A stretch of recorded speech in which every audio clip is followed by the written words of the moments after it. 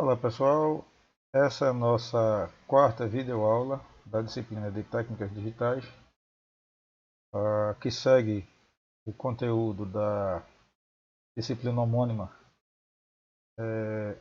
do curso técnico em eletrônica do Instituto Federal de Pernambuco. Hoje, o propósito dessa aula é fixar os conteúdos que foram vistos até agora. E a gente vai fazer isso através da resolução de alguns exercícios.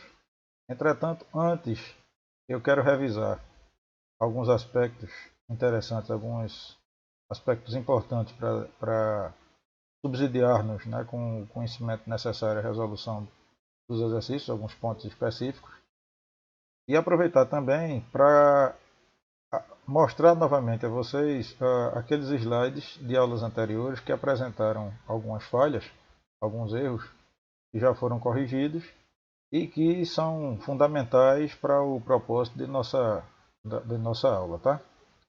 Vamos lá. Na aula de álgebra de Boole, a gente... aqui. Na aula de álgebra de Boole, a gente viu axiomas, teoremas para uma variável, mas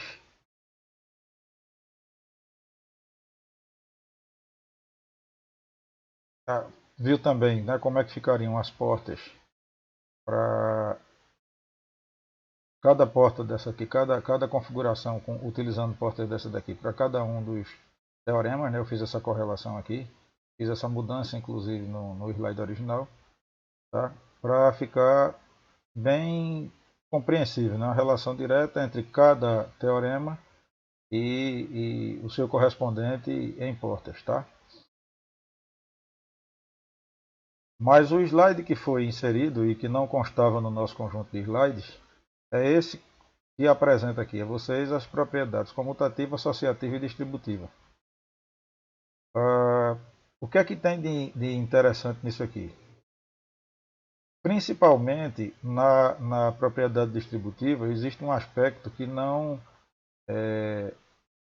tem correlação direta às propriedades que a gente utiliza em nossa aritmética tradicional. Veja lá. A comutativa é semelhante, né? As operações I e U são semelhantes às operações de multiplicação e soma, né? A propriedade comutativa. Veja que a propriedade comutativa, assim como na soma e na multiplicação, elas se aplicam também aqui para a operação I e U. O mesmo da associativa. Veja que multiplicação e soma tem propriedade associativa, assim como as operações I e U.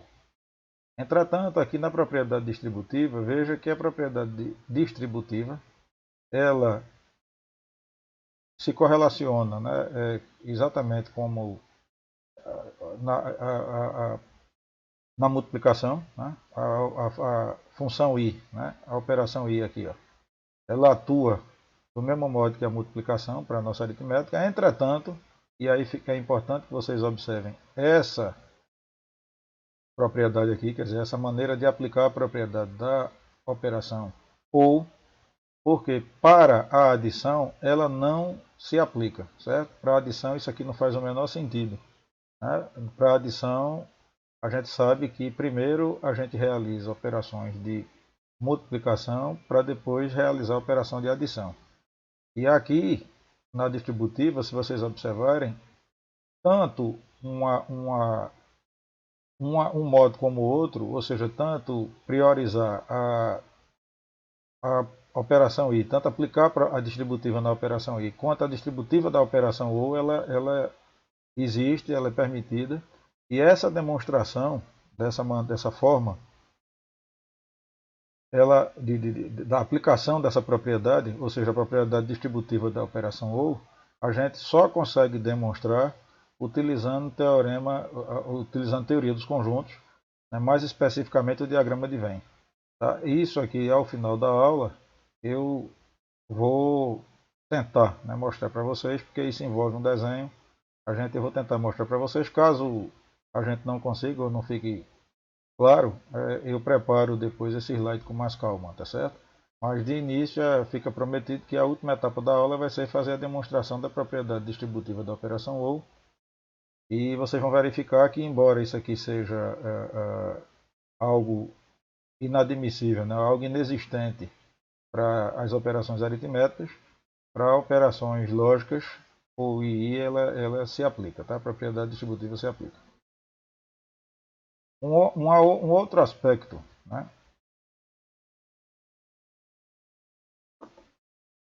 Outro aspecto que eu quero mostrar para vocês também, tá? É relativo àqueles slides lá dos max termos e min termos. Olha aqui.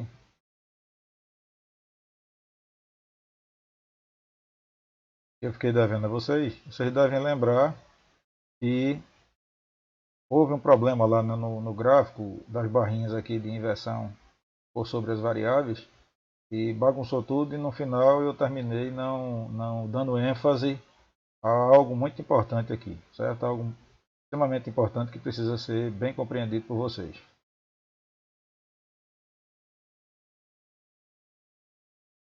Vamos lá. O que é que fica claro aqui que é preciso que vocês compreendam? Aqui, por acaso, nós adotamos como mintermos as linhas 1, 3, 5 e 7. Inclusive, eu incluí essa tabela verdade, e no slide que foi apresentado na outra aula ele não aparecia e terminou dificultando um pouco a explicação e provavelmente a compreensão de vocês. Veja que a associação de mintermos ela envolve a soma de produtos. E, na realidade, os mintermos eles são formados quando a gente está trabalhando utilizando lógica 1. O que é que significa isso? O que nos interessa, as expressões a expressão que nos interessa é aquela cuja saída é igual a 1. Por isso que a gente diz, usando uma linguagem coloquial, que a gente está trabalhando com lógica 1. Então veja que se eu selecionar, se eu utilizar a lógica 1, as linhas selecionadas serão as linhas 1, lembrando que o índice do mintermo, né, em uma dessas três representações, né, para a função ABC, ou seja, uma função envolvendo três variáveis booleanas, né, em mintermos, ela pode ter essa representação e essa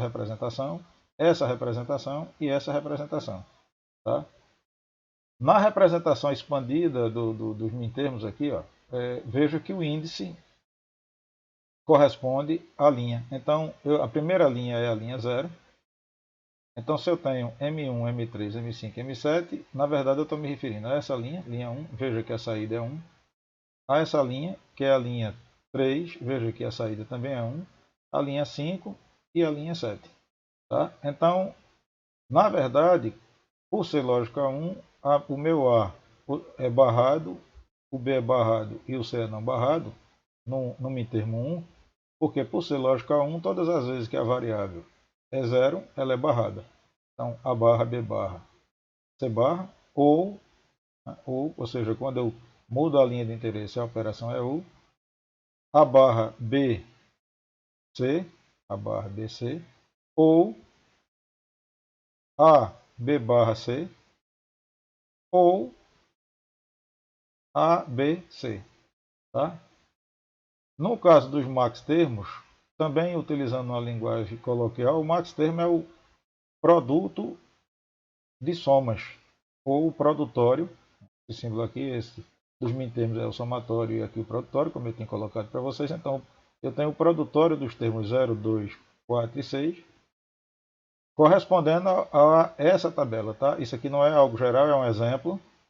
E esses dois exemplos aqui, das formas de função em min termo e formas em função em max termo, é baseado nessa tabela. Isso é uma tabela exemplo que deu origem a essas duas situações aqui. Então, nos max termos, veja que é o M maiúsculo, quando a gente está na forma expandida, tem o M maiúsculo.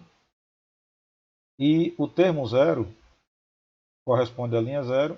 Como eu estou trabalhando com max termo ou lógica 0, veja que agora as linhas de interesse são aquelas cujo resultado da função é 0.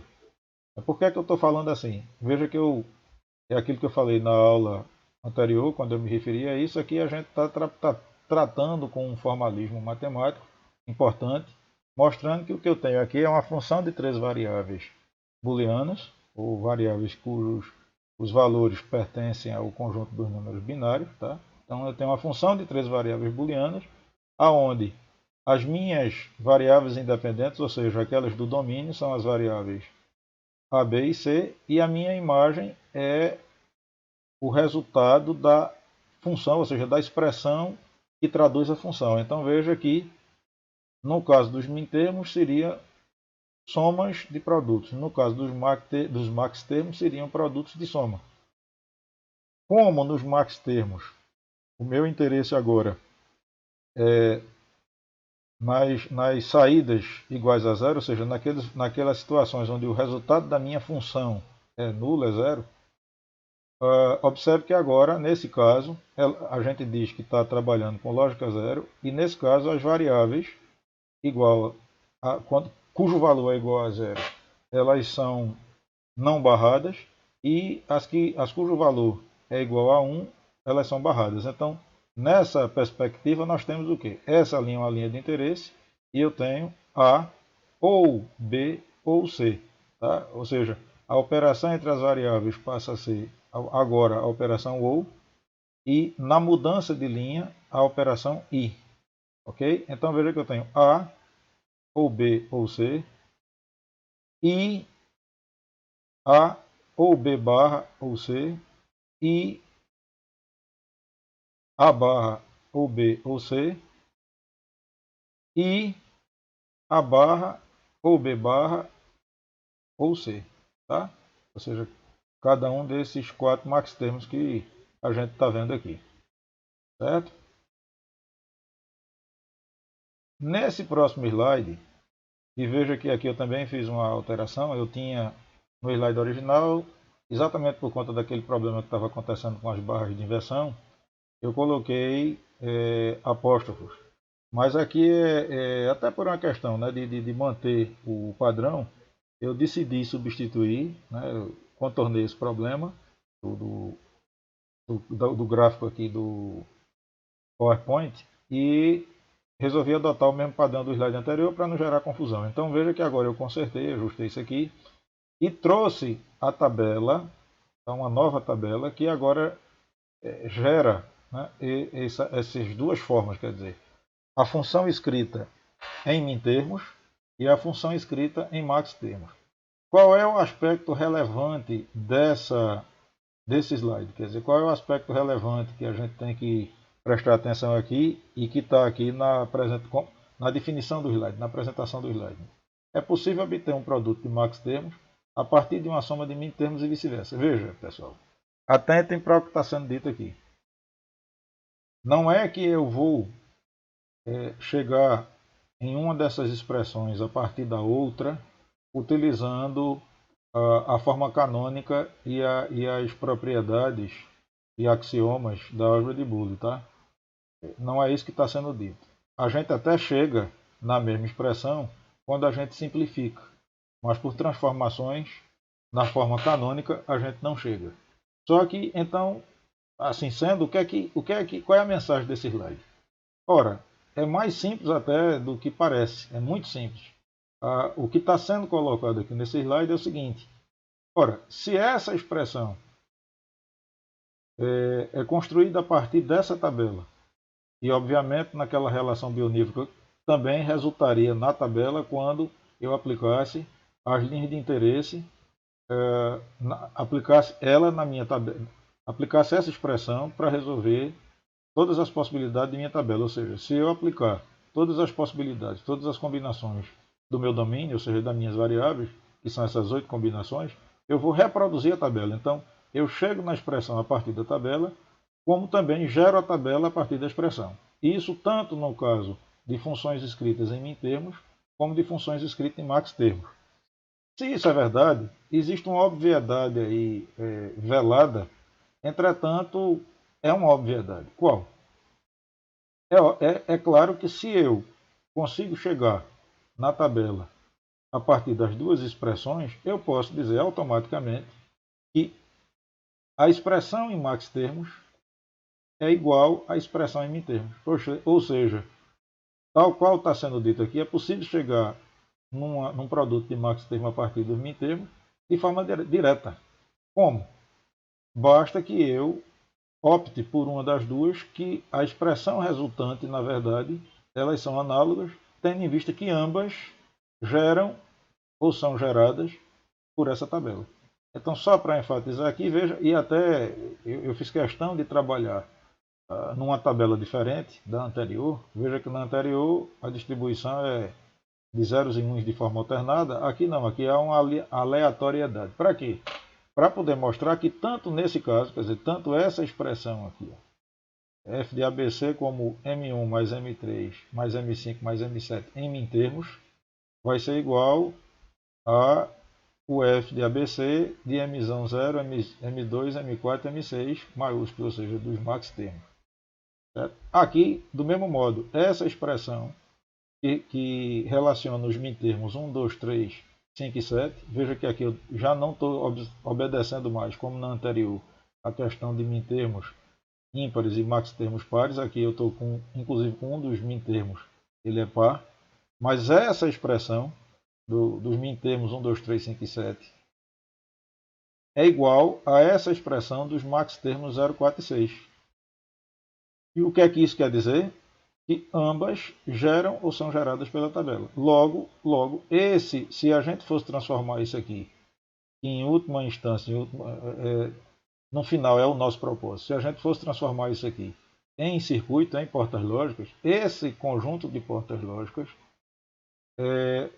funcionaria de maneira análoga a esse conjunto de portas lógicas, ou seja, o conjunto de portas lógicas produzido pelo max termo na sua forma canônica, pelos min termos na sua forma canônica, vai gerar a mesma tabela, vai produzir a mesma tabela que esse conjunto de max termos na sua forma canônica. Certo? Essa é a mensagem mais importante aqui desse slide e que eu não tinha enfatizado na aula anterior, por conta desse problema que houve aqui nos slides. Tá? Um outro aspecto interessante que eu queria mostrar para vocês diz respeito a esses slides aqui, ó, a esses dois slides. Lembrem que na aula passada, no último deles, o que é que eu tinha chamado a atenção? Mostrei para vocês, o objetivo aqui é de uma função incompleta, né? Que é a função uma tabela que representa uma função incompleta. É a tabela do código BCD para 7 segmentos. Tá? Por quê?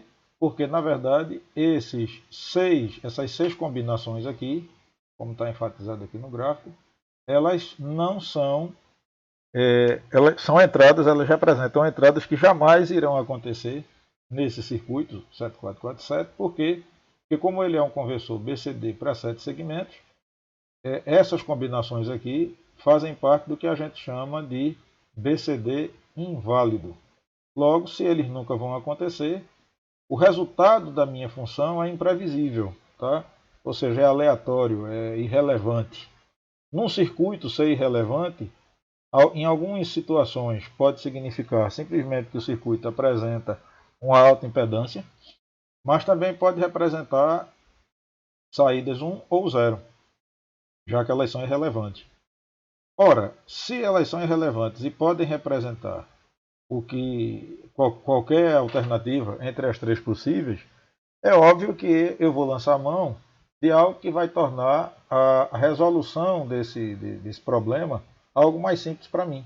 Tá? O que é que eu quero dizer com isso? Vamos observar essa resolução aqui sem considerar as 6 entradas inexistentes, as 6 entradas impróprias, e a gente viu que resolvendo isso aqui utilizando o mapa K, a gente chegaria nessa expressão.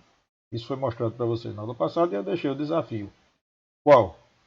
Como é que ficaria? Qual era a forma que seria assumida por essa expressão se eu me utilizasse, me socorresse dessas 6 saídas irrelevantes? Tá? Então está aqui o que eu queria mostrar para vocês. Ó. Veja que no momento em que eu sei que essas entradas são impróprias, ou seja, elas são inexistentes, elas não vão acontecer. Consequentemente, o resultado da minha função, ou seja, o resultado do meu circuito, pode ser qualquer um deles, aquele que me convier, então simplesmente eu adoto isso aqui como sendo saída 1. Né? Já que eu estou fazendo a opção, não esquecer, eu estou fazendo a opção, basta que vocês observem aqui, ó, tanto nesse caso quanto nesse caso, qual é o formato da expressão. Veja que operações de soma de mintermos, né, ou seja, somas de produto, na verdade correspondem à lógica 1. Né, numa linguagem coloquial, corresponderia à lógica 1. Dessa forma, como eu estou trabalhando com lógica 1, eu vou simplesmente pegar minhas saídas, vou adotar para minhas saídas, que em princípio não aconteceriam, eu vou adotar que elas seriam também iguais a 1. Por quê? Porque para simplificação das expressões, veja, aqui eu tenho ela sem utilizar as saídas impróprias e aqui eu tenho elas utilizando as saídas impróprias. Ora, por que é que eu posso utilizar as saídas impróprias como se fossem 1? Se elas são irrelevantes, se elas podem assumir qualquer valor, tendo em vista que essas entradas nunca vão acontecer, então eu simplesmente preencho os quadrículos como se 1 elas fossem, e eu vou conseguir simplificar. Observe que o resultado final para cada uma das expressões, ou seja, para a expressão que traduz o comportamento da minha saída 1, veja que a segunda expressão, quando eu adoto as saídas impróprias, ela é bem menor, tá aqui, ó, ela é bem menor do que quando eu não as adoto. Tá? O que é que isso quer dizer, gente? Que mágica é essa? Existe algo de ilógico, algo de... Não, é simplesmente a questão de que, como todas essas saídas aqui, se vocês observarem, por exemplo, a fileira 1, 1, ou seja, para os valores x1, x2, antes elas estavam totalmente vazias, agora elas estão totalmente preenchidas. O que é que significa isso? Que a gente olhando aqui no gráfico, perceba que em todos os casos aonde as variáveis x1 e x2 aqui, ó, as entradas x1 e x2 são unitárias, todas elas, que são esses casos aqui, a minha saída é imprópria. Logo, se aqui for 1, tudo 1, que é o que em tese aconteceria utilizando essa técnica, todas as outras possíveis combinações para as outras duas variáveis, x3 e x4, elas acontecem. Então a gente entra naquela perspectiva de que se x3 pode ser 0 ou 1 e x4 pode ser 0 ou 1, eles são desprezados. Então note que o que está acontecendo aqui, ó, ou seja, o caso do x1 não barrado, por exemplo, ficar sozinho, é que aqui, nesse caso específico, esse termo aqui, ó, x2 barra, x3 barra, ele simplesmente é desconsiderado. O x1 fica só. Por quê?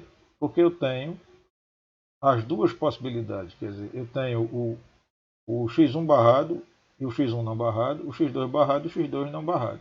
Aliás, perdão, o x3 barrado e o x3 não barrado, o x4 barrado e o x4 não barrado. Logo, eu posso simplesmente eliminar essas duas variáveis da minha expressão e o meu x1 fica sozinho. Assim como o meu x3 fica sozinho. Tá? Por conta disso aqui que a gente fez. Ou seja, isso é o resultado, na verdade, dessa expressão. Né? Então, das associações, das novas associações que surgiram a partir do momento que eu considerei as saídas impróprias. Em resumo, né? Para que vocês entendam, todas as vezes que eu for utilizar, por exemplo, o mapa de Carnot, que é o recurso que, uma vez bem utilizado, é o caminho mais curto entre a forma expandida, ou seja, a forma completa baseada na tabela, e a forma mais reduzida da expressão, todas as vezes que eu for trabalhar com mapa K, é muito interessante utilizar na tabela a lógica, porque o mapa K também pode trabalhar com lógica zero, tá? Mas é interessante que a gente adote a lógica cujo o número de saídas aparece um número maior de vezes. Ou seja, se o 1 aparece um número maior de vezes, é mais interessante que eu trabalhe com lógica 1. Por quê? Porque eu vou ter mais quadrículos preenchidos e, consequentemente, eu vou ter uma forma bem mais reduzida da minha expressão final. E aqui, ó, isso está sendo evidenciado nessa apresentação, nessa forma de expressar o S1 e nessa forma de expressar o S2. Para contextualizar, para fortalecer a mensagem que está sendo passada aqui para vocês, o importante é não esquecer o propósito, quer dizer, o propósito final, o objetivo final. Nesse caso aqui, e é algo que seria bem interessante que todos vocês tentassem, seria construir essa expressão, agora utilizando, né, as saídas impróprias, construir a expressão para os outros segmentos. Né? E qual é o objetivo dessa contextualização aqui, desse exemplo? Seria construir os blocos funcionais contidos no meu 7447, ou seja, eles existem internamente no circuito integrado, nesse circuito integrado aqui, 7447, então seria construir os blocos funcionais para cada um dos segmentos. Por quê? Porque cada segmento desse, assim, 1, 2, 3, comanda cada saída dessa, S1, 2, 3 até a saída 7, na verdade é responsável pela energização de cada segmento desse aqui. E aqui, inclusive, eu nomeei do mesmo modo para não confundir, né? Para facilitar a visualização. Mas, na verdade, esses segmentos não são classificados assim. Tá? Isso aqui é A, B, C, D, E, F, G, como a gente já viu em situações anteriores. Tá? Mas aqui eu conservei de maneira análoga às próprias saídas. Tá? E aí ficaria como desafio para vocês construir as outras expressões, tá? Agora utilizando as saídas impróprias, para cada um dos 7 segmentos. Tá? Só rememorando como é que eu construí essa tabela, por exemplo, para S1. Basta que eu perceba o seguinte: se eu tenho 4 zeros, ou seja, 0, 0, 0, 0 na entrada, eu estou pretendendo sinalizar que o número que foi selecionado lá no meu circuito codificador, na verdade isso aqui é a etapa final daquele circuitinho do teclado, então quando eu pressiono o número 0, na verdade eu produzo o análogo binário 0, nesse caso aqui o análogo BCD 0, né, que seria 0, 0, 0, 0, e nessa combinação de 0, 0, 0, 0 que se apresenta aqui, o meu S1 vai estar aceso. Por quê? Porque para acender o número 0 aqui, no meu display de 7 segmentos, eu acendo o S1, S2, S3, S4, S5 e S6. Então veja que para desenhar um 0 aqui, o único segmento que não estaria aceso seria o S7. Nessa perspectiva, ora, se quando na minha entrada eu tiver um 0 binário, o meu segmento S1 vai estar aceso, então nessa condição a minha saída S1 estará em nível alto. Claro que isso aqui partindo da premissa, né, que esse display seja um display do tipo cátodo comum. Por quê? Porque no display cátodo comum, cada segmento é aceso a partir do momento em que você aplica um nível alto no pino correspondente a ele. Tá? Então a gente também tem que compreender isso. Entendeu? Isso aí é algo que eu também posso detalhar para vocês caso fique alguma dúvida, ou até mesmo no final da aula de hoje eu posso fazer uma pequena explanação a respeito disso. É importante. Nos slides anteriores, na aula passada, eu até já comentei sobre isso, mas eu posso dar uma rememorada, já que eu estou lançando esse desafio, eu faço essa observação rapidamente ao fim. Então veja que nessa mesma perspectiva aqui, ó, quando eu pressionar a tecla 1, o que eu vou ter vai ser um 1 em BCD, o 1 correspondente, então seria 0001. Se eu quero acender o número 1 aqui no meu display de 7 segmentos, veja que para que ele mostre 1 aqui, eu só preciso acender S2 e S3. Ora, se eu estou montando a tabela correspondente ao S1, o S2 e o S3 apenas aceso, indica que se meu S1 está apagado, a saída S1 vai estar zerada. Tá? E assim a gente vai construindo a tabela, ou seja, observando quais são os segmentos que devem estar acesos em função do número do número BCD que vai estar aqui na entrada E aí a gente vai construindo não só essa tabela para o S1, como as diversas tabelas para todos os outros 7 segmentos. É algo um pouco trabalhoso, não resta dúvida, mas é muito interessante para vocês, porque vocês vão estar, eu diria, matando 2 coelhos numa cajadada. Por quê?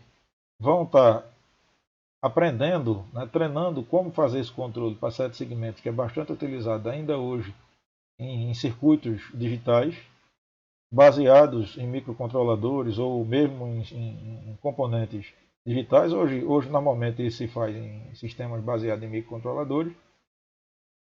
E treinando construção de tabela, aplicação do mapa K, enfim, é algo interessante, não só para construir, como para testar, certo? Isso é facilmente testável depois, quer dizer, vocês podem testar e verificar, quer dizer, vocês podem se autocorrigir, ou seja, verificar se a tabela final, se a expressão final realmente reconstrói a tabela. Tá? É até uma maneira de checar se as simplificações e otimizações estão corretas.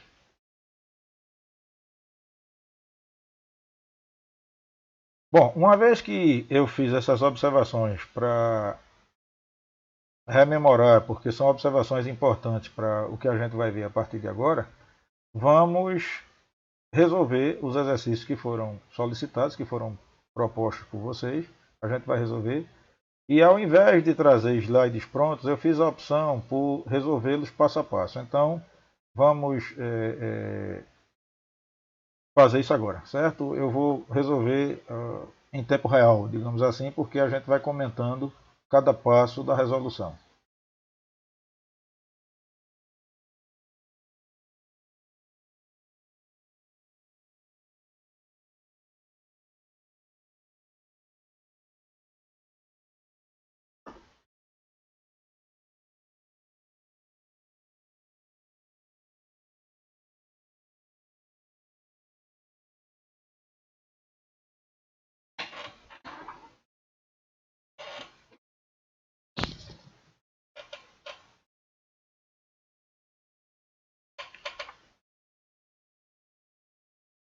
Correto. Eu preparei o nosso bloquinho aqui da aula de hoje.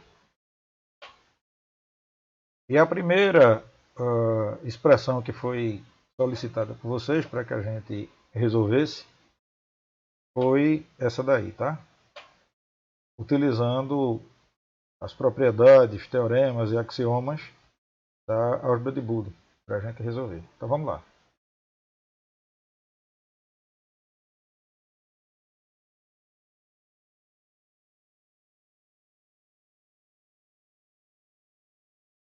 Vejam bem, existem duas propriedades que a gente vai utilizar aqui de saída. Tá? A primeira delas, a gente viu na aula passada, eu já também incluí já nos slides, que seria o Teorema de Morgan.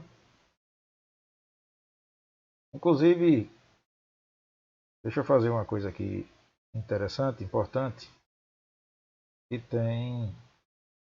Eu terminei não mostrando a vocês. Eu incluí o slide que trata do Teorema de Morgan também naquele conjunto de slides, tá? E do Teorema da Absorção, certo? Esse aqui a gente já tinha visto. Esse aqui, na verdade, é simples, a gente destaca, chama como Teorema da Absorção, entretanto, ele é facilmente demonstrável, tá? É até interessante, fica para vocês, aplicando as propriedades, chegar nisso aqui. É simples, é muito simples, mas se houver qualquer dúvida, depois vocês sinalizam para mim, tá? Bom,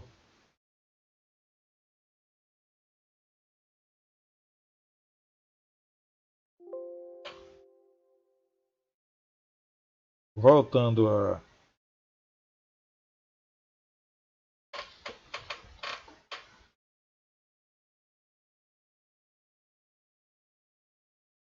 à tela de nossa resolução,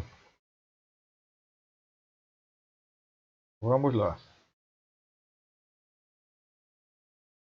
De início a gente vai aplicar De Morgan aqui, tá certo? Vamos lá, vamos aplicar De Morgan. Então como é que ficaria isso?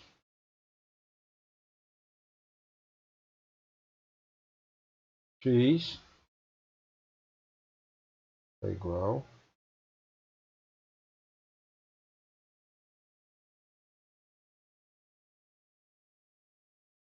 a operação aqui, ó, vai ser agora uma operação ou.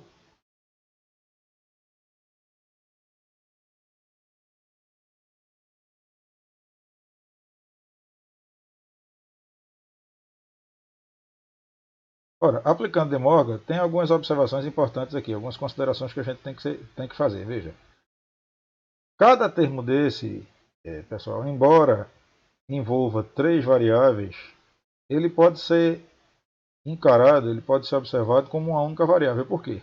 Porque o resultado da operação entre três variáveis vai ser uma variável binária, vai ser um resultado binário entre 0 e 1.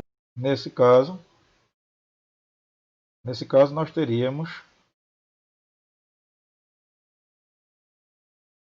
esse termo barrado, e a barra de cima seria preservada. Ok? Perceba que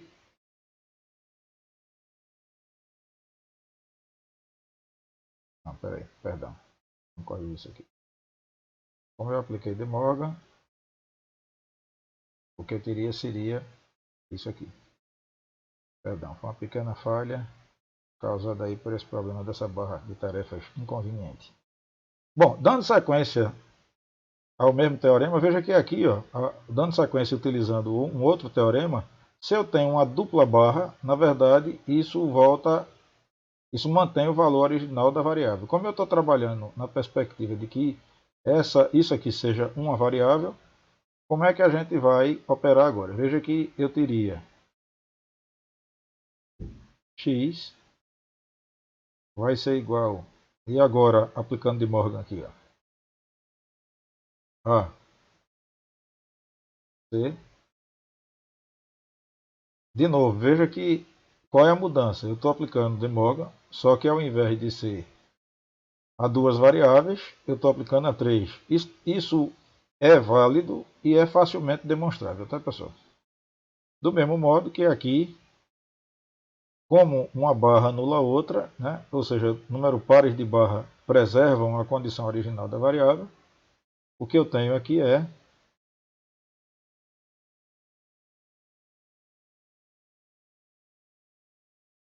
dando sequência, e veja, se vocês observarem, né, vale a pena prestar atenção ao seguinte detalhe.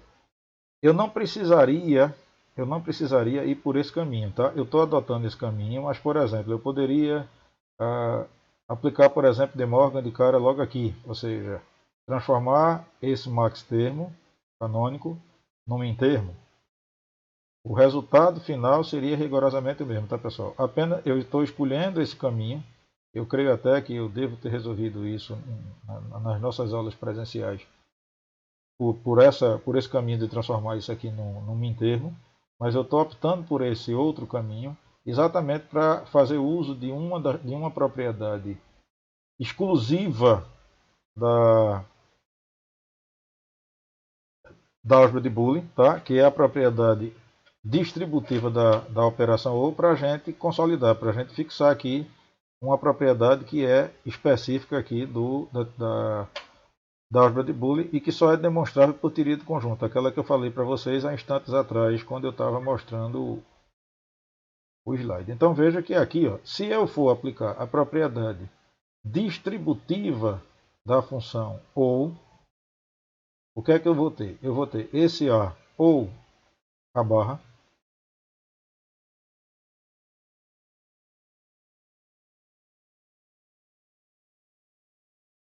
e esse A ou B barra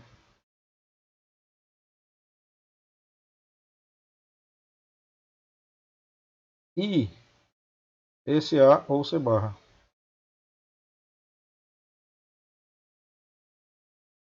Claro que aqui eu poderia aplicar, quer dizer, eu poderia fazer a distributiva da U com A, com B barra ou com C.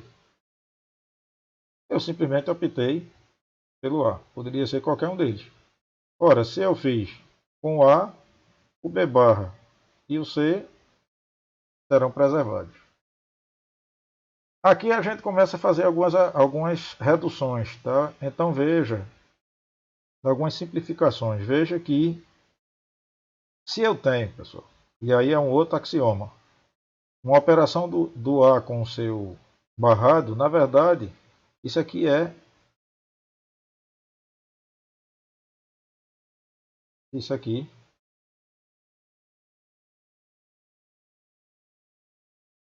é 1, tá? Então veja que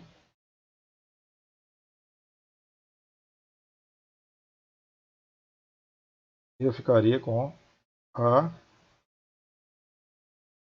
B barra, A ou C barra, ou B ou C. Ora, num procedimento análogo, eu posso agora fazer a distributiva da minha I, tá? Então veja que aqui eu vou ter A e A, ou A,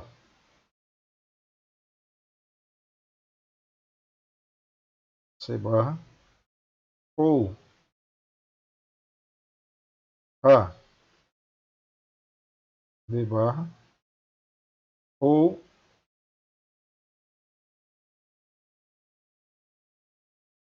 B barra, C barra, ok? Ou B barra, ou C.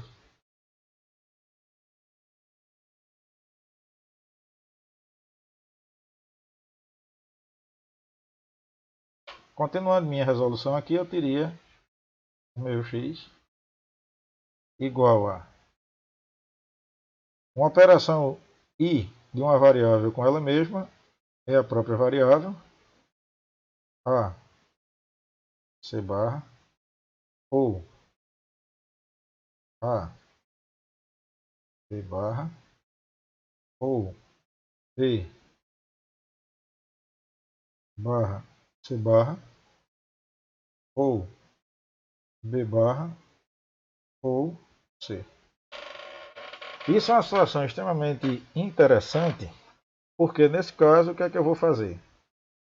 Eu vou pôr em evidência o meu A, quer dizer, aí a experiência, né, vai mostrando para vocês, a prática vai mostrar para vocês que todas as vezes que eu puder colocar em evidência uma determinada variável que em um dos mintermos ela aparece isolada, isso vai me dar uma vantagem enorme, vai dar uma simplificada brusca aqui, tá certo? Por quê? Porque esse A, ele vai em evidência, ele vai se transformar lá em 1, né? O termo lá vai ser 1, do jeito que eu estou mostrando aqui para vocês, ó. Então, o termo isolado, na verdade, vai fazer com que ele se torne igual a 1. E a gente chegou aqui já ao final, né? Então, e aí vai ficar ou B barra, C barra, ou B barra, ou C. Eu poderia já até colocar esse B aqui, esse B em evidência, tá pessoal? Mas vamos devagarzinho. Por que é que eu estou dizendo que é extremamente interessante que a gente ponha em evidência um mintermo cuja variável, não canônico, ou seja, cuja variável, o mintermo incompleto, cuja variável apareça sozinha? Porque é isso aqui, ó, vai ser igual a 1. Ou seja,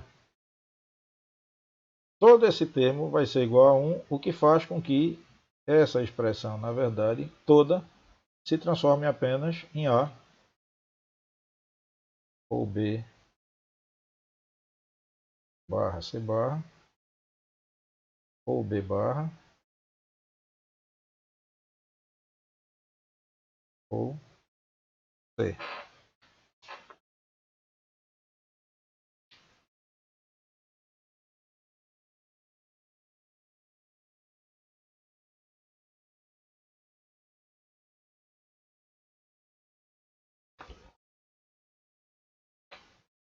Agora o que é que a gente vai fazer? A gente vai colocar o nosso B barra em evidência, seguindo inclusive a mesma sugestão, né? A mesma lógica, a mesma perspectiva. Ou seja, eu vou ter o A ou B barra em evidência, C ou 1 ou C. Isso aqui, como a gente viu, vai ser igual a 1.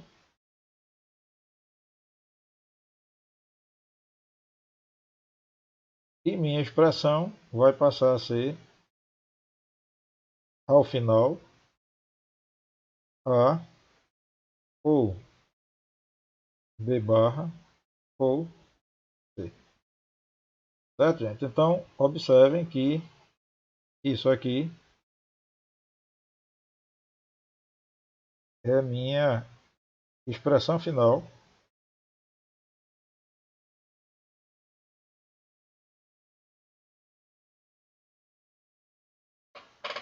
para esse problema. Ou seja, o problema simplificado é essa expressão aqui simplificada,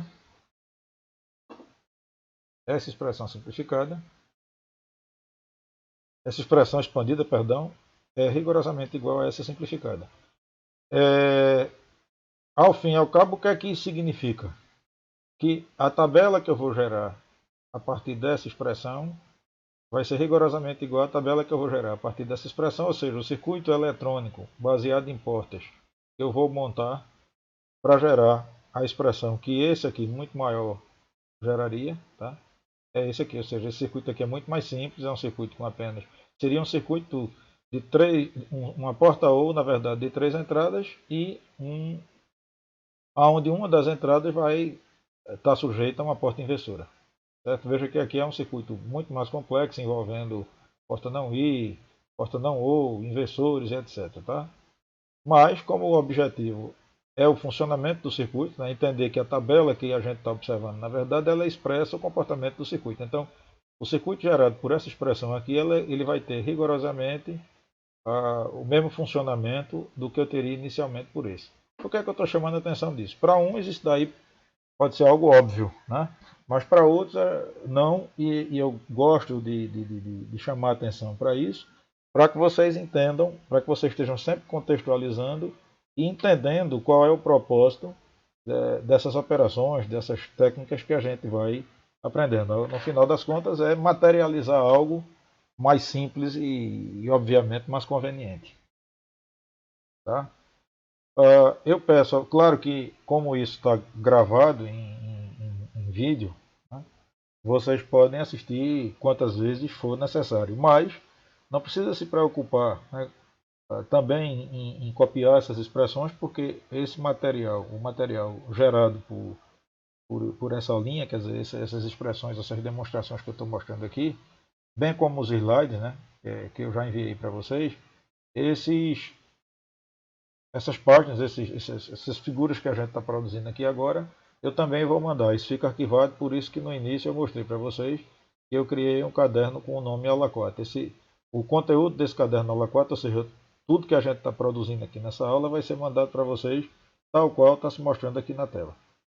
Vamos agora para o segundo exercício que foi solicitado por vocês, que é uma demonstração. Veja, esse problema, essa demonstração, ela poderia se tornar algo bastante complicado quando a gente desconhece, e é por isso que é importante que vocês façam exercícios, quando a gente desconhece alguns artifícios que fazem com que esse tipo de solução, esse tipo de demonstração, se torne bem simples. Tá? Inclusive aqui, por mais que a gente cuide, né, termina cometendo alguns equívocos. Tá? Isso aqui, na verdade, já que está em tempo real, eu vou mandar para vocês. Não tem como alterar isso, tá? Mas assim, considere que isso aqui não existe, tá? É uma demonstração, essa parte aqui, evidentemente, não existe. A demonstração que interessa para a gente é essa daqui, tá? Ou seja, essa igualdade. Isso no momento em que eu estava preparando lá, eu terminei negligenciando isso aqui, deixei essa incongruência aí, tá? Essa impropriedade. Mas vamos lá, eu já estou inclusive embarcando nela aqui, não tem nada de x igual.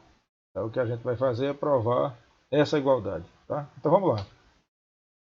Se a gente trabalhar nessa igualdade aqui, sem lançar mão de um recurso muito simples e que vocês vão ver agora, a gente não chega aqui, tá? A gente até pode chegar utilizando o mapa K. A gente chega aqui sim se a gente trabalhar essa expressão utilizando o mapa K. Mas a gente, tudo aquilo que você consegue com o mapa K, você consegue utilizando as propriedades. Mas claro que certas passagens e certos artifícios a gente só consegue se tiver experiência, se tiver prática. Então vamos lá. Observando isso aqui, observando essa expressão, inclusive para não atrapalhar, vamos lá, apagar isso aqui. Observando essa expressão, note que a gente pode, antes de qualquer outra coisa, observar que esse min termo incompleto, ele pode ser escrito de maneira completa fazendo a seguinte consideração, tá? Vamos lá. Note que esse BC aqui, ó, ele é incompleto porque está faltando o termo A, então eu poderia simplesmente fazer isso aqui. Vamos melhorar o aspecto desse A.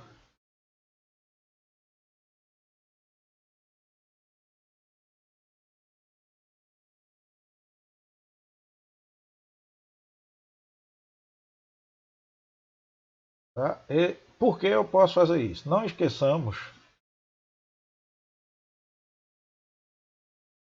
que isso aqui, ó, eu estou lançando mão de um axioma que diz que uma operação ou de uma variável com o seu barrado, ela é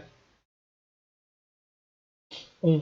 Ora, BC e 1 ou BC, na verdade é a mesma coisa, tá? BC e 1 é BC, né? Então, entretanto, isso vai fazer com que eu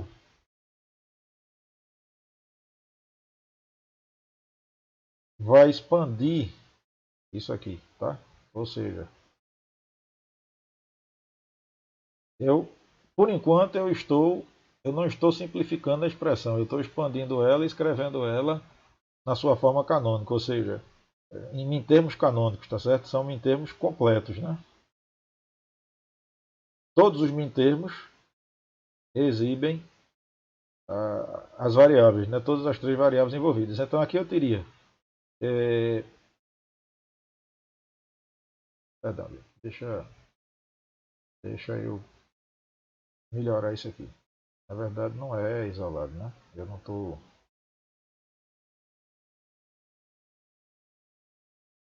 Já que a gente está fazendo didaticamente, de maneira bem, vamos fazer isso corretamente. Na verdade eu vou ter o meu BC vezes A e o meu BC vezes a barra, certo? Então eu teria A, B, C ou A barra B, C ou A barra B barra só, né? C, certo? Observe que aqui agora eu transformei esse termo BC na operação ou entre esses dois mintermos, tá? O que é rigorosamente igual, ou seja, BC é o resultado da simplificação desses dois termos. Por que é que eu estou expandindo isso? Porque eu expando para facilitar a minha simplificação. Repare que o meu objetivo, na verdade, é provar que tudo isso aqui é igual a isso aqui. Então vamos lá. O que é que a gente deve observar de cara? Qual o termo, né, seja ele, qual a variável ou variáveis que a gente pode colocar em evidência de modo a simplificar isso aqui da maneira mais eficiente. Observe que se eu associar esses dois termos aqui, ó, colocando o AB em evidência, eu vou ter AB, C barra ou C.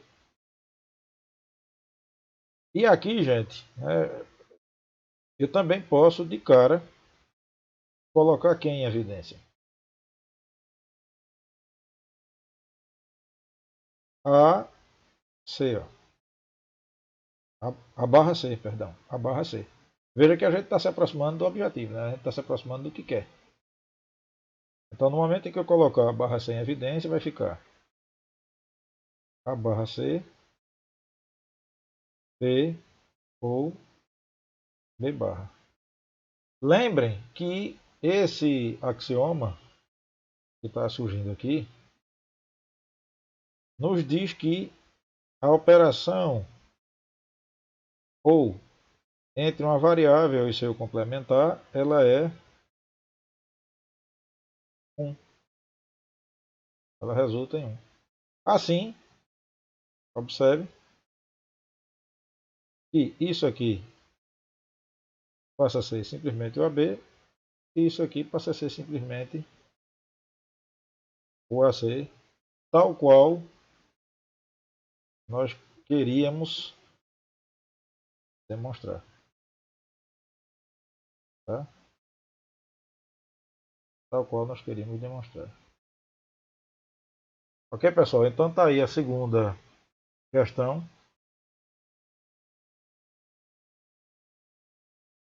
Que também vai ser enviada para vocês. E vamos agora para a terceira questão.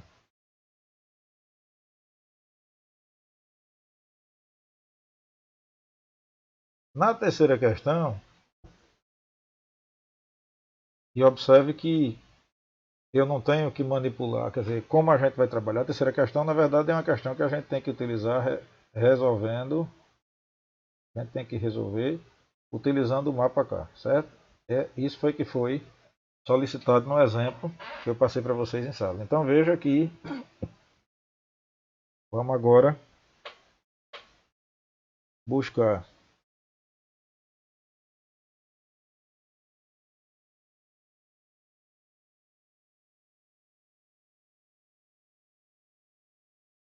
para não ter que estar desenhando mapa K aqui,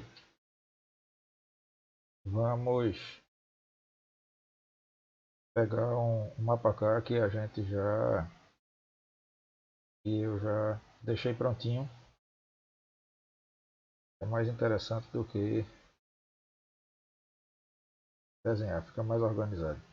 Antes da gente começar a simplificar, a gente deve fazer o seguinte, gente. Deixa eu só chamar a atenção de vocês aqui de uma coisa que facilita bastante a utilização do mapa K, tá?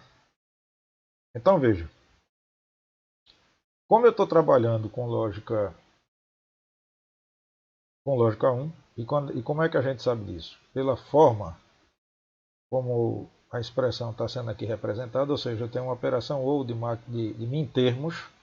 Então, uma operação ou de min termos, isso indica que eu estou trabalhando com lógica 1. Tá? Então veja que aqui, ó, o que é que eu posso fazer para facilitar a minha vida? No momento de localizar nas células, né, ou nos quadrículos aqui, quais são os que vão ser iguais a 1 para que a gente simplifique. Veja, se eu estou com lógica 1, a variável igual a 0, ela é barrada. Então, aqui eu posso dizer que essa célula, ela é minha célula A barra B barra. Essa célula é minha célula A barra B. Essa célula é a B e essa daqui é a B barra. Aqui eu vou ter C barra e aqui eu vou ter C. Qual é a vantagem disso? Porque note que no momento de colocar aqui, de preencher no mapa quais células correspondem, né, à tabela, ou seja, quais células serão do meu interesse, fica muito mais fácil. Veja, eu tenho A barra, B barra, C barra, ó, A barra, B barra, C barra, então essa célula é 1. A barra, B barra, então A barra, B barra, C, essa célula é 1. A, B barra, C barra, B barra, C barra, B barra, C barra é essa daqui. Tá? B barra, C barra. Ora, se é A, B barra, C barra, essa célula é igual a 1. A, B barra C, ó, A, B barra C, essa célula é igual a 1 e ABC vai ser essa célula aqui. Feito isso, o que é que a gente agora vai fazer? A gente vai buscar associar o maior número de células ou quadrículos, obedecendo aquela imposição de que o número de células associadas terá que ser sempre uma potência de 2 e as células associadas vão ter que ser sempre células adjacentes, verticais ou horizontais. Um outro detalhe interessante, e esse exemplo é muito interessante porque ele traz essa situação aqui. Ó. Lembrem, eu comentei com vocês na última aula, que essas células aqui, ó, graficamente, elas podem ser encaradas como células vizinhas, né, como células adjacentes, tá? Tanto verticalmente quanto horizontalmente, tá? Que é o que eu tenho aqui. Ora, e eu posso associá-las, ou seja, o que eu estou dizendo é que essa linha, na verdade, ela é adjacente a essa. Se a gente imaginasse isso aqui fechando num cilindro, isso aqui é adjacente a isso. E eu posso fazer essas associações porque elas são adjacentes verticalmente e são adjacentes horizontalmente. E 4 é uma potência de 2. Logo, eu posso fazer essa associação é permitida. Essa aqui, ó, ficou só, mas ela é adjacente a essa. E 2 é também uma potência de 2. Então, isso aqui também é uma associação permitida. Tá? Assim sendo, deixa eu fazer uma coisa aqui interessante, para isso ficar bem didáticozinho. Tá? Essa associação aqui. Então, eu posso dizer o que, gente? No momento em que é permitido, porque é uma potência de 2 também, e aqui eu teria isso. Essa associação, nessa associação, perceba que o A aparece na forma direta e barrada, ou seja, o A pode ser desprezado, desconsiderado. O B aparece apenas na sua forma barrada, então ele já viria aqui, ó. E na última, e o C, na verdade, aparece também na sua forma direta e barrada, logo ele vai ser desconsiderado. Tá? Então, o resultado dessa associação é o meu B barra. Na outra associação, eu não vou eliminar, eu vou eliminar uma quantidade menor de variáveis, e isso fica explícito porque eu tenho menos células, menos quadrículos associados. Né? Então a gente já espera uma simplificação menor. O A está sempre na sua forma não barrada, então ele se conserva. O B aparece na forma direta e barrada, então ele desaparece, ele é desconsiderado. E o C aparece na sua forma direta. Certo? Então veja que a minha expressão final, utilizando o mapa K, e aí vamos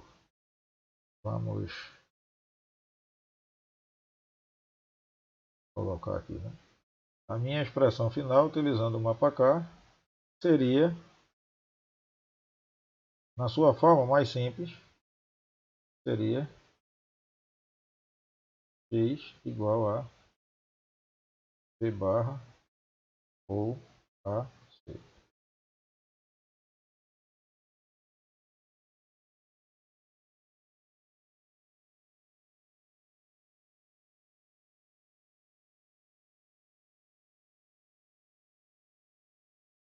Certo? Vale a pena, como forma de exercitar o conhecimento, tá? Fazer, resolver isso aqui, e aí vocês vão perceber como uma utilização apropriada do mapa K, ela termina se transformando em algo bastante conveniente. Se a gente fosse trabalhar essa expressão, simplificar essa expressão utilizando as propriedades da álgebra de Boolean, o que é que nós teríamos? Vamos lá. Vamos fazer o seguinte, vamos colocar em evidência o meu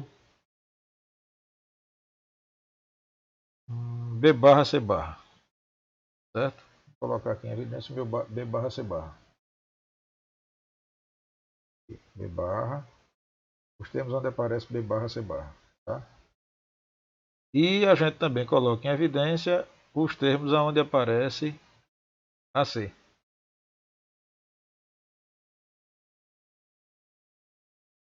Tá? Então, isso aqui.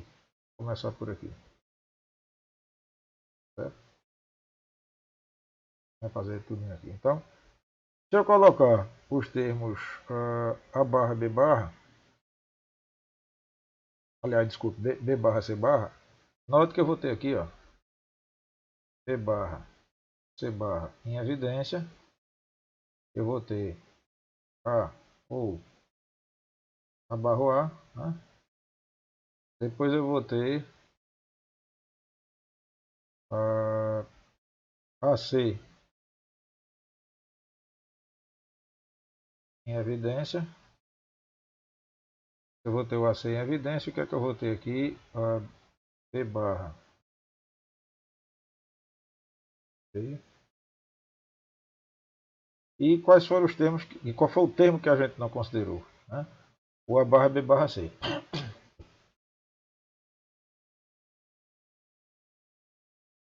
Tá? Isso aqui a gente sabe que dá B barra C barra. Porque isso aqui é igual a 1. Aqui é igual a 1. Então aqui eu também vou ter apenas o AC. E por último eu vou ter o A barra B barra C. O que é que eu consigo agora se eu colocar alguém mais em evidência? Quem? Né? O C. Colocando o C em evidência, veja que eu vou ter aqui, ó, A barra B barra.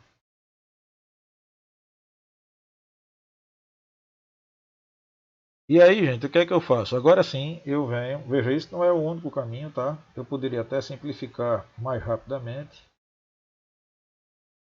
Aqui eu posso, aplicando a associativa, é para ficar mais fácil, tá? Eu tomei esse rumo agora para ficar mais fácil para vocês ver a aplicação da propriedade associativa aqui da operação ou. Então isso aqui ficaria A ou A barra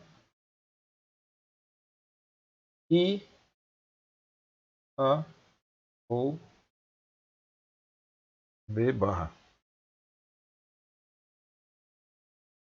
Certo? Veja que eu estou aplicando isso aqui, eu estou fazendo dessa forma para ficar mais fácil a visualização. Veja que eu estou aplicando a associativa da operação ou a barra e a, por que I? Porque aqui é uma operação I, ó, então a ou B barra, certo? Repito, essa passagem aqui na nossa aritmética tradicional, com números decimais, etc., a nossa aritmética, na verdade, isso é uma incongruência, isso não existe. Mas lembre-se que eu não estou trabalhando com aritmética tradicional, eu estou trabalhando com álgebra de Boolean, cujas demonstrações, cujas propriedades são demonstradas através da teoria dos conjuntos, ou seja, as propriedades da álgebra de Boolean, na verdade, elas se comportam como se estivéssemos no universo da teoria dos conjuntos, tá certo? Então veja que aqui isso fica V barra C barra, ou aqui, ó, a gente viu que isso aqui é igual a 1.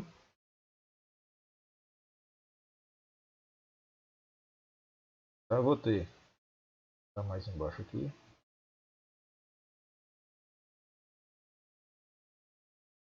eu vou ter. B barra C barra ou... Ora, se isso aqui é igual a 1, eu vou ter C, perdão, C, que multiplica esse max termo aqui, ó, A ou B barra, que aplicando a distributiva, só que agora a distributiva da operação I, eu vou ter AC ou B barra C.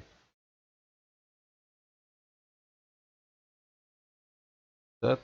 Note que eu ainda posso fazer aqui, ó, uma simplificação, como AC ou colocando o B barra em evidência, C barra ou C. Isso aqui é o que, gente? 1. Ora, assim sendo, portanto, a minha expressão é A, C ou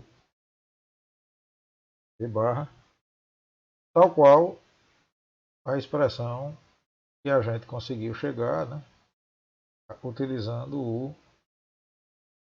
mapa de Carnot. Certo?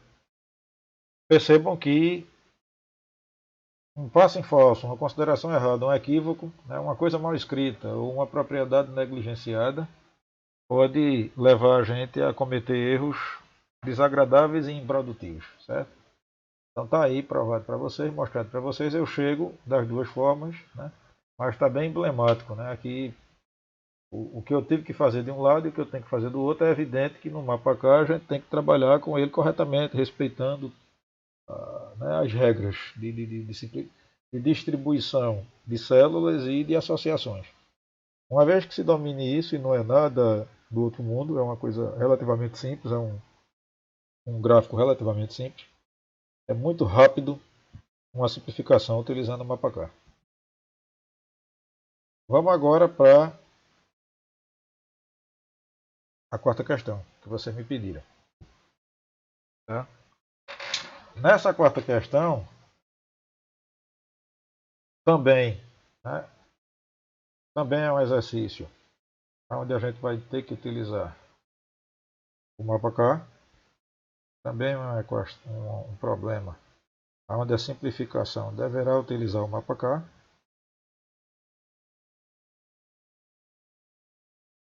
Assim sendo, eu vou me socorrer aqui de um desenho já pronto, para não, além de ficar bem feito, né, a gente não perder muito tempo desenhando o mapa.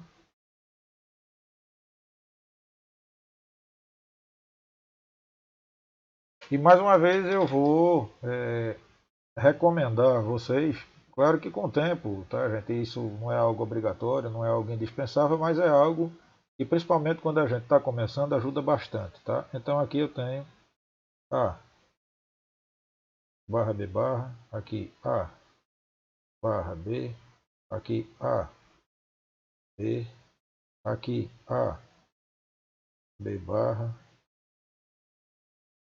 aqui C barra D barra, aqui C barra D, aqui CD e aqui CD barra. Isso ajuda sobremaneira quando a gente vai preencher esses quadrículos, tá? Principalmente para quem está começando. Então vamos lá.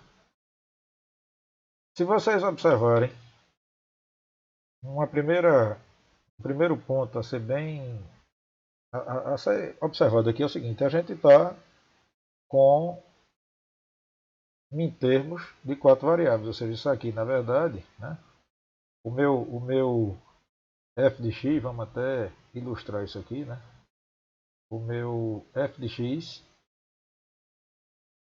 meu f de ABC, né, ó, meu f, meu x, perdão, vamos expressar isso aqui direitinho. O que é que está sendo dito aqui para a gente? E a função que expressa o meu x, na verdade, é um F de A, é um F de A,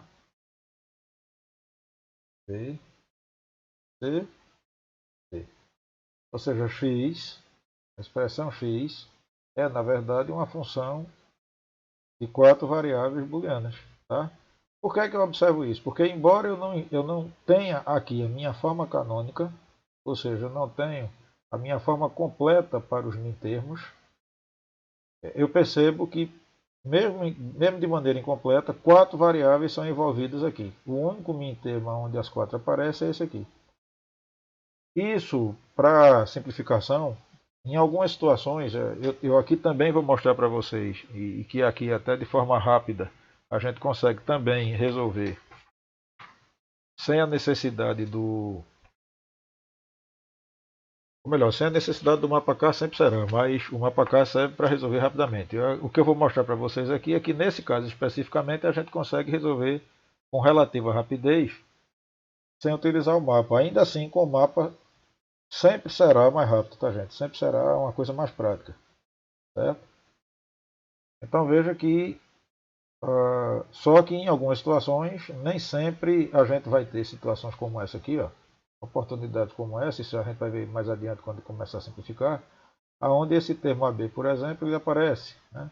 Ou aonde o termo CD também aparece. Isso aqui, quando isso acontece, indica que a utilização da forma algébrica para resolver o problema, para simplificar o problema, ela também não vai ser muito trabalhosa, mas não é todas as vezes que isso acontece, tá? Então, sempre, independente de qualquer coisa, o mapa K é mais recomendável quando o objetivo for simplificação, tá? Mas como a gente está trabalhando nos dois métodos, eu vou resolver utilizando o mapa K e depois eu vou mostrar para vocês que em alguns casos, a depender da distribuição dos mintermos, quer dizer, dos mintermos envolvidos, a simplificação pelo método algébrico também não é tão complicada assim, tá? Então vamos lá.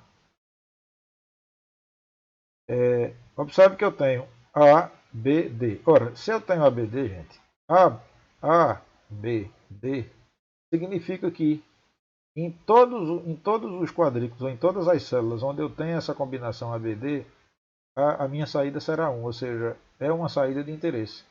Tá? O que é que quer dizer? O que é que eu quero dizer com isso? Vamos lá, vamos preencher isso aqui.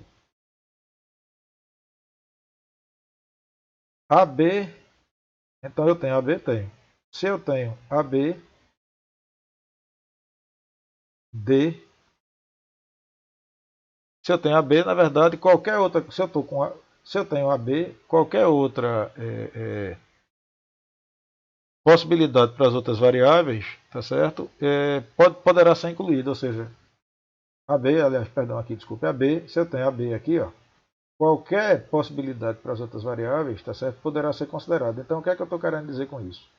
Se eu estou negligenciando, quer dizer, se eu estou desprezando C e D aqui, ó, significa que qualquer que seja o valor de C e D, ou seja, C barrado, C não barrado, D não barrado, tá certo, vai estar contido nessa simplificação aqui. Então, se o AB ele é mantido, significa que aqui, ó, toda essa coluna AB, ela é 1. Tá? Então, é interessante, inclusive, que a gente comece dessa forma. Tá? Vamos lá, quando eu tenho ABD, veja que o ABD, ele inclusive já está contemplado aqui. Ó. O ABD está contemplado aqui. Tanto essa quanto essa, quer dizer, esse mintermo aqui, ó, na verdade, ele seria esse e esse. Ó. Por quê? Porque são os dois quadrículos, as duas células, onde eu tenho o A e o B não barrado e o D não barrado. Tá? Ou seja, a variável C e C barra, como ela foi negligenciada aqui, desprezada aqui, significa que ela é irrelevante. Então veja a importância de começar pelo mintermo mais simples, mais simplificado, porque na verdade ele termina ocupando uma quantidade maior de células, tá certo? Então isso aqui estaria já representado por esses dois, né? Assim como, aí vamos agora ver se tem mais algum outro AB, não tem, tá? Vamos para CD, tá certo? ACD. ACD. Então, onde é que estaria o ACD? A são essas duas. O conjunto de células onde a minha variável é A são essas duas aqui, tá? Essas duas colunas. E aonde eu tenho o CD, né? Ou seja, aonde o B e o B barra, né, são negligenciados, aliás, a variável B é negligenciada, então eu teria A, A, C, D, está aqui, e eu teria, quer dizer, o ACD, eu teria o A, essa daqui é ABCD, e eu teria o AB barra CD. Então, essa daqui, ó, então, onde eu tenho ACD? ACD e ACD. Veja que essas duas, eu tenho ACD. Do mesmo modo, tá? Então, esse par aqui de células corresponde a isso aqui. Tá? Aqui eu tenho BCD, então vamos lá, B. B está aqui, B está aqui. Né? CD está aqui e CD está aqui. Então esses dois pares aqui, ó, B, CD, são representados por essas duas células. Certo?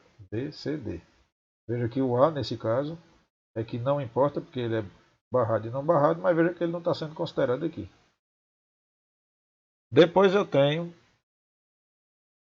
o A barra CD, que como, repare, que como aqui, ó, já nessa que eu acabei de fazer, a gente viu que para ela o A é negligenciado, então o A barra CD estaria aqui e o A barra CD estaria aqui. Né? Ó.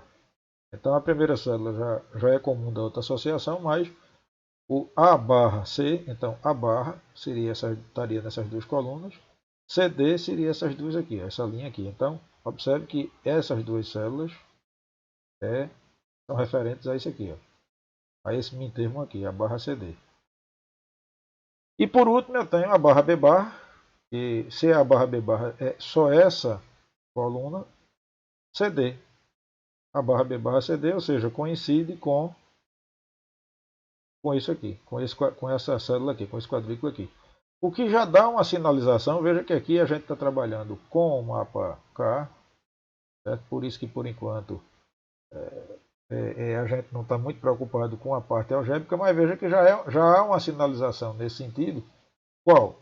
De que essa expressão aqui, ó, onde eu tenho a barra CD e a barra CD, ó, repare que coisa interessante. Mostra que o meu B barra ele desaparece por uma associação que a gente vai ver depois, que é feito com esses dois quadrículos, se eu colocasse, por exemplo, o ACD em evidência. Né? Ou seja, o termo B desapareceria. Por isso que há essa coincidência onde uma das células, né, é comum aos dois mintermos, né, ao canônico e ao incompleto. Mas vamos lá. Então aqui, essa simplificação é aquela simplificação dos sonhos para quem trabalha com o mapa de Carnot. Por quê?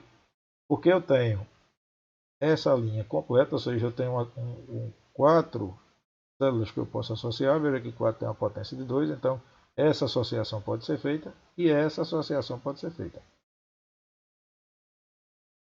Eu sei que pode gerar alguma dúvida, dizer, professor, mas esse 1 aqui não já foi utilizado, não tem problema. Tá? Desde que na realidade ele seja utilizado para aumentar o número de células associadas, não há nenhum problema que ele seja utilizado mais de uma vez. Ok? Então veja que aqui é a associação dos sonhos, porque eu tenho um número grande, né? Eu tenho 4 células associadas. E o que é que isso na verdade significa? O que isso significa é que a gente vai ter uma simplificação razoável. Ou seja, nessa primeira relação aqui, veja que o C e o D vão ser desprezados. Ó. Lembram desse detalhe aqui? Ó? Essa associação, na verdade, é isso aqui. Tá?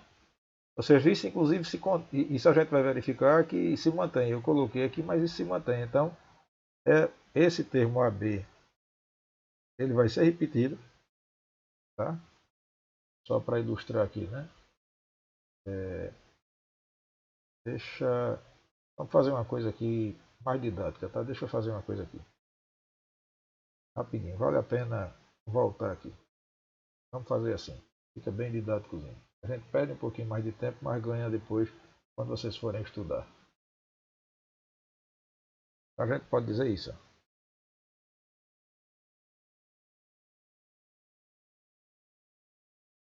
E aí quando a gente vai escrever, a gente vai ver o seguinte.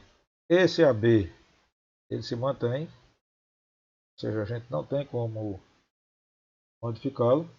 Certo? Ou seja, ele é o resultado daquela associação. E esse aqui, ó, quem é que vai ser desprezado? São as variáveis A e B. Por quê, gente? Porque as variáveis A e B, elas mudam de valor, quer dizer, ambas mudam de valor para essa associação de 4 células aqui. Então, o que é que eu tenho? C, D, porque isso aqui, ó, não mudou. Então, veja que nessas 4 células associadas, a variável CD, ela permanece, ela é mantida, ela não se altera, nem o C nem o D. Isso aqui é o resultado dessa associação aqui, tá? Ou seja, dessa associação aqui, ó. Certo? Ou seja, utilizando o mapa K, o meu F de A, B, C, D,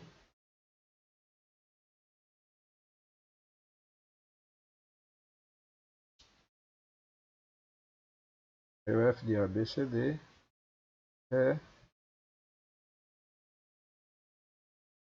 AB ou CD. Certo? Essa expressão aqui, se a gente fosse transformar isso em circuito, produzir uma tabela, na verdade, a partir disso aqui, na verdade eu obteria o mesmo circuito, eu geraria a mesma tabela e essa função aqui, certo? Ou dito como expressão, né? Eu tenho AB,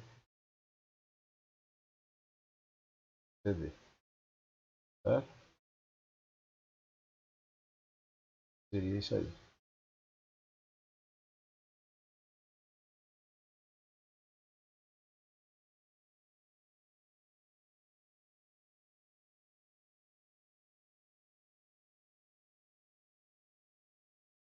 As duas formas da gente representar a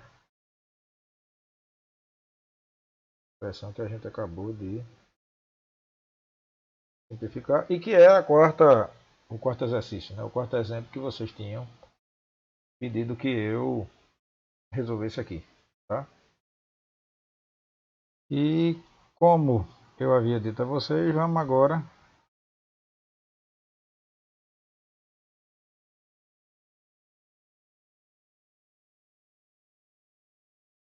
tentar chegar na mesma expressão utilizando as propriedades algébricas. Então vejam uma coisa importante aqui, tá, gente?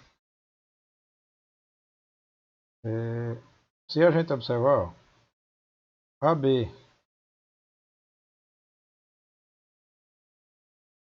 e CD,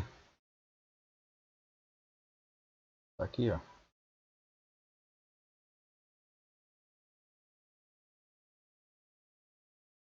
a gente pode simplesmente colocar em evidência. Isso já vai dar, em algumas situações, nessa distribuição que se apresenta aqui, isso aqui vai dar algo interessante, porque colocando o AB em evidência, a gente vai ter D ou 1, e colocando o CD em evidência, a gente vai ter A ou B ou A barra ou A barra B barra.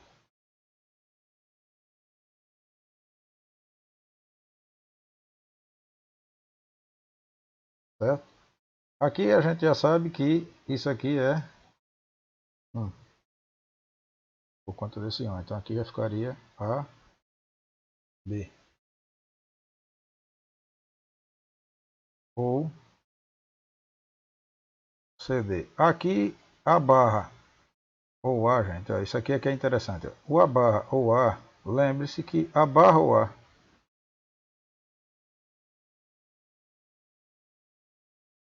nos axiomas que a gente estudou, eu tenho uma operação ou entre uma variável e o seu barrado, certo? Operação ou entre a variável e o seu barrado, isso vai dar 1. Então eu vou escrever o restante da expressão aqui só para ficar claro para vocês, tá?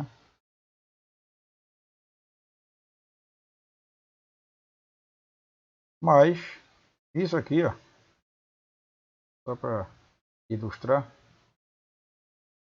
isso aqui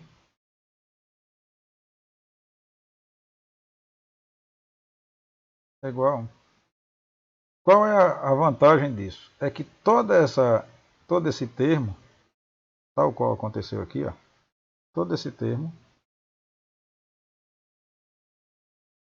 vai ser igual a 1. Por quê? Porque uma operação ou de 1 com qualquer coisa, com qualquer valor de variável é 1, tá? Então todas as vezes que você tiver uma operação ou feita com a variável, né, cujo valor é 1, quer dizer, qualquer operação envolvendo variáveis, né, com o valor 1, com o número 1, na realidade o resultado é 1. Então isso aqui veja que já faz com que a gente chegue também muito rapidamente na expressão, certo? Ou seja, isso aqui vai ser AB ou CD, certo?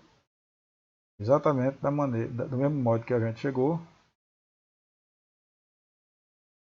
no caso aqui anterior, certo? Mas veja, isso se por um lado, né, se por um lado a gente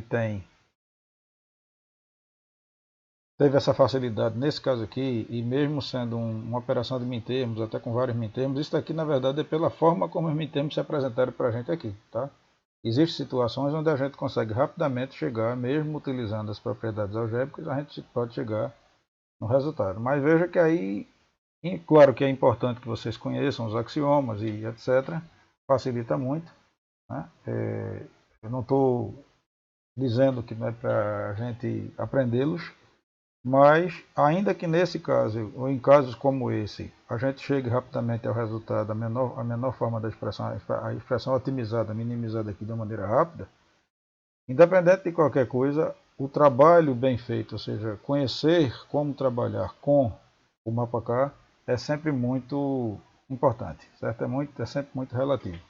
Ou melhor, perdão, é sempre muito eficaz, né? Sempre faz com que a gente chegue no resultado da maneira mais rápida. Dominar o MapaK é sempre muito importante.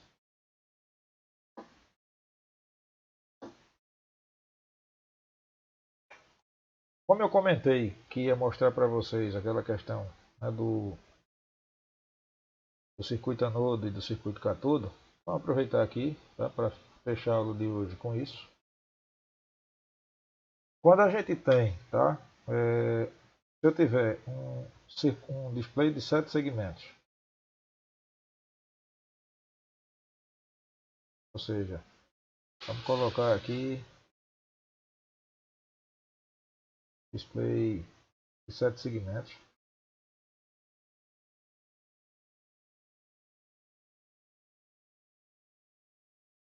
Vou melhorar esses segmentos aqui, né, que o controle de qualidade desse segmento aqui ficou meio complicado.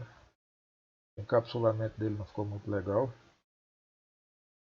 Vamos lembrar de uma outra coisa importante, que é a maneira correta da gente é, representar isso aqui. Na verdade, isso aqui vindo do próprio datasheet, tá? Isso aqui é assim. Eu vou representar deixa eu refazer esse D aqui de maneira mais bem feita.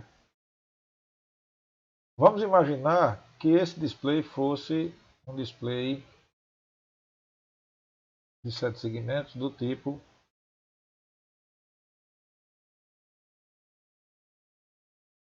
todo comum, tá, gente?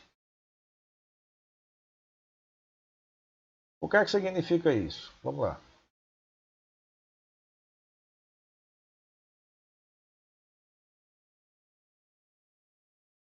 Isso são meus LEDs.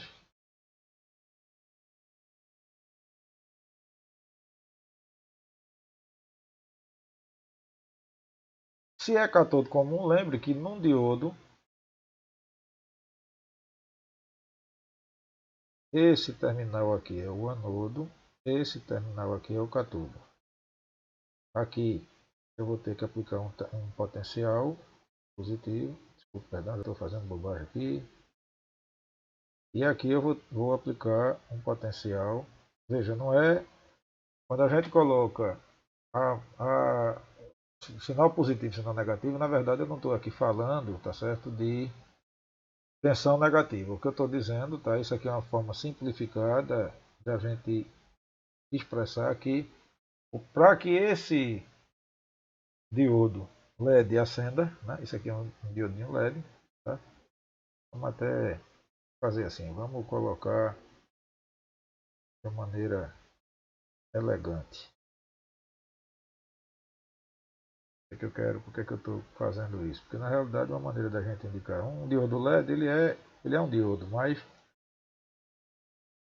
o símbolo bem utilizado, ele é importante porque uma vez que você observe, você sabe que a gente está representando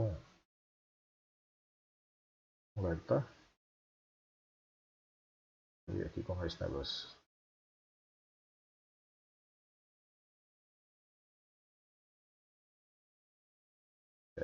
É isso mesmo, porque na realidade eu estou apanhando aqui desse recurso gráfico,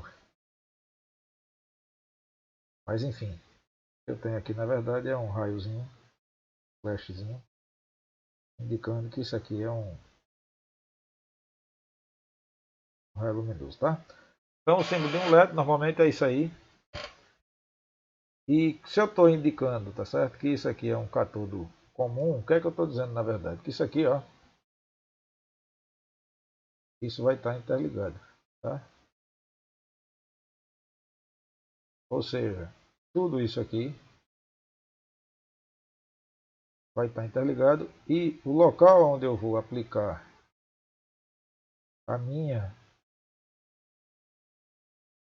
tensão positiva, quer dizer, vai ser nesse ponto, ou seja, os segmentos eles vão ser controlados por tensões aplicadas nos anodos dos LEDs e os cátodos vão estar interligados, certo? Na prática, o que é que significaria isso?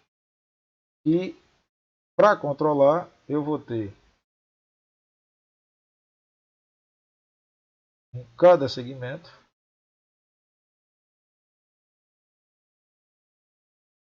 aquilo que eu até em aulas anteriores chamei a atenção de vocês, né? Da importância de colocar o meu resistor limitador,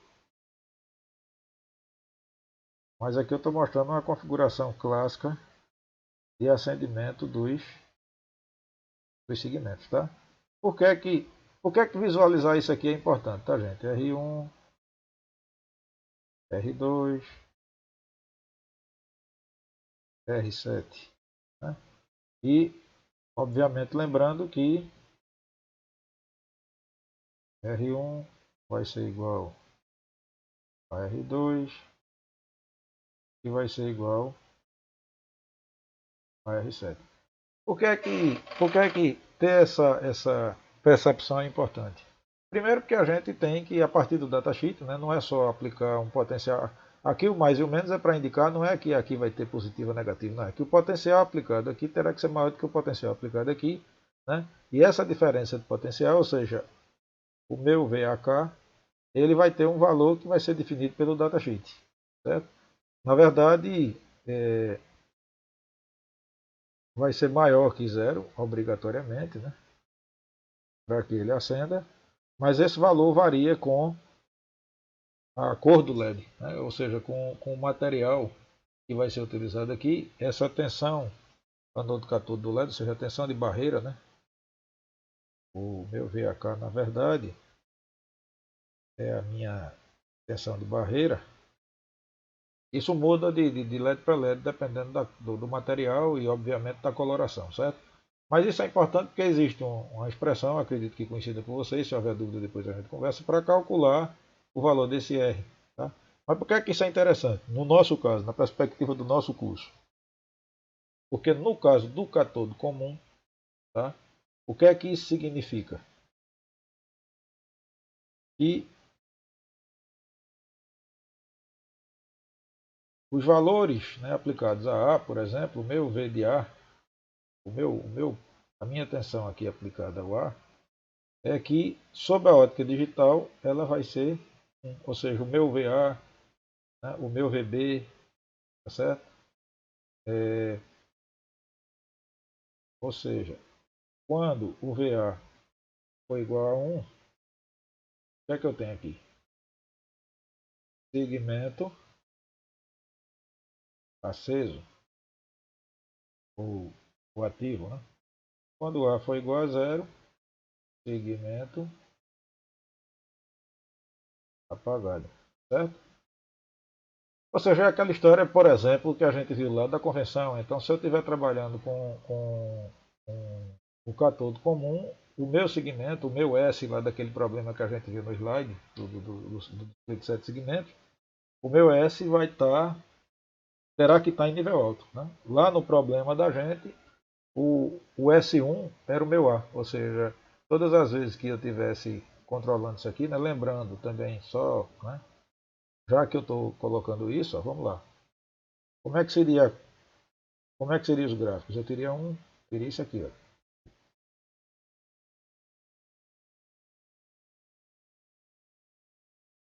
Isso é importante porque isso é um apoio que eu estou dando para vocês fazerem aquele desafio que eu sugeri, né? Ou seja, fazer o restante da tabela para os outros segmentos. É trabalhoso, mas vale a pena como exercício. Certo? Tá aqui, ó.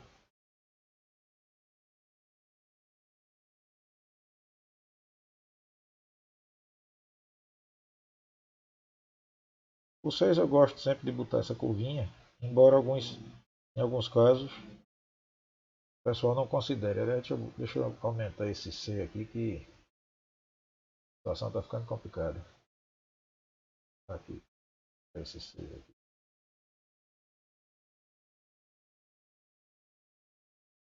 Aqui eu teria.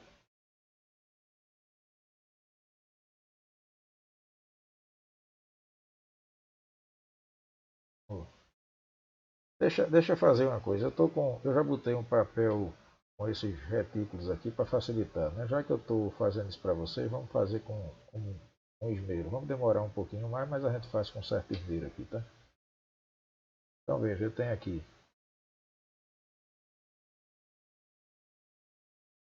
o 2. Como é que seria o 2?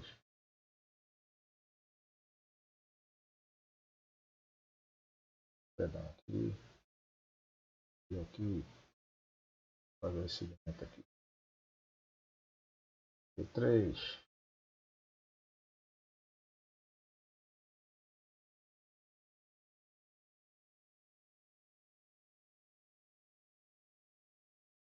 O 4.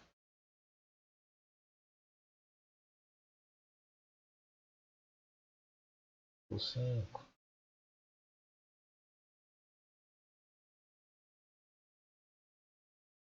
6.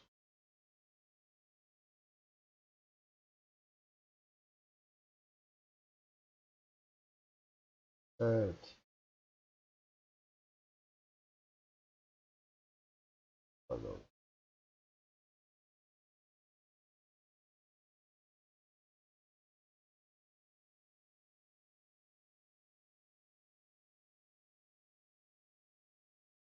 8.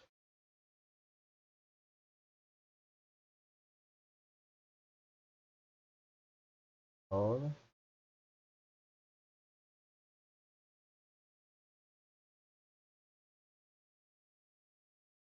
E o 0, né? Que a gente pode considerar que seria o último ou o primeiro lá. Certo? Vou colocar o 0 aqui.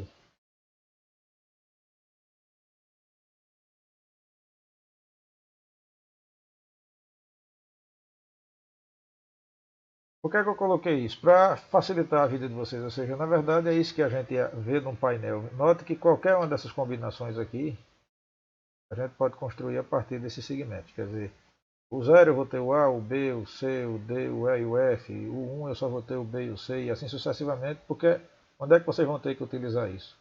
Se quiserem, e eu recomendo que façam, resolver criar as outras tabelas e as outras e achar, simplificar as outras expressões para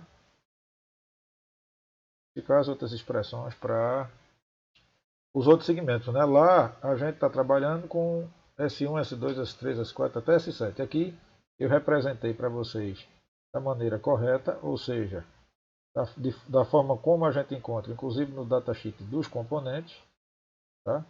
O segmento representado da maneira correta, mas isso pouco importa. Lembrar que na correlação, né? Lá é S1, S2, S3, então a tabela vocês vão fazer seguindo aquela sugestão lá. Tá? Façam, simplifiquem, cheguem nas expressões, porque quando vocês fizerem isso, o que vocês vão ter, na verdade, será o quê? Resolvendo, vocês vão encontrar os blocos lógicos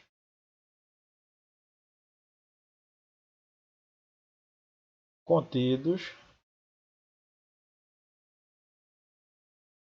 no CI 7447, certo? Ou análogo, né? Na verdade eu não me recordo agora se a saída se o 7447 é anodo comum.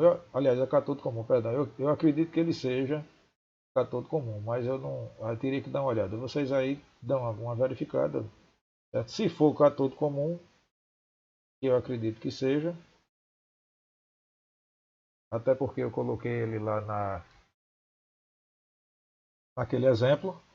O procedimento é o mesmo. No que é que mudaria, na verdade, tá certo? Mudaria aqui, ó.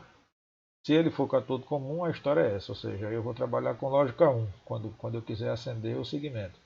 Se ele for anodo comum, eu vou trabalhar com lógica 0 e aí muda aquilo ali, certo?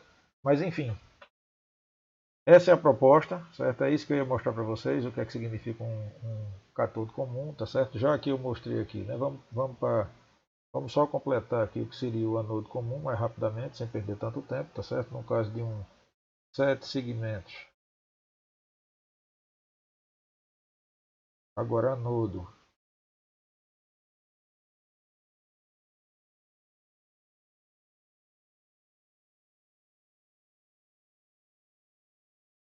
Anodo comum seria, na verdade, o oposto, né?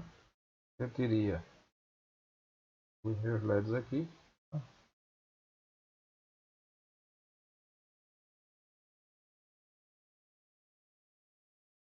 Aonde o sinal seria aplicado aqui, até o G.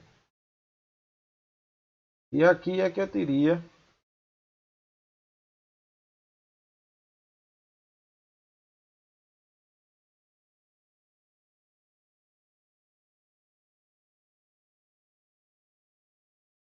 o meu VCC. Certo? Então, a diferença do anodo comum é essa. Veja que aqui o terminal que é comum a todo mundo é o terminal anodo. Certo, gente? Então seria isso aí. Bom, por hoje é só. Certo? Até a próxima aula. Eu peço a vocês encarecidamente que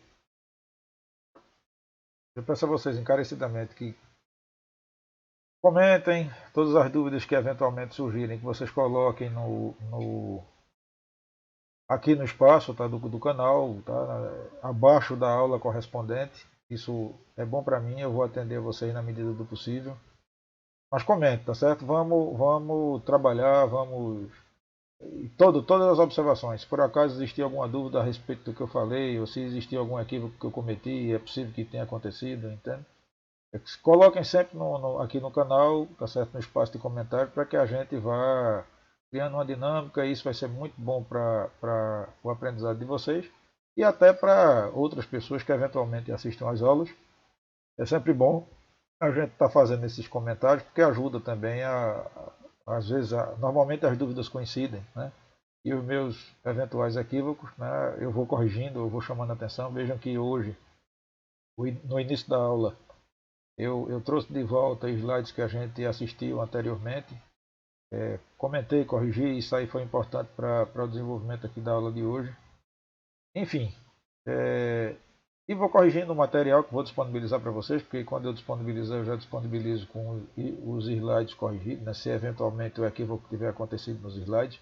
Se for algo que tenha acontecido aqui nesse material gráfico produzido aqui em tempo real, a gente também corrige, não há problema, tá?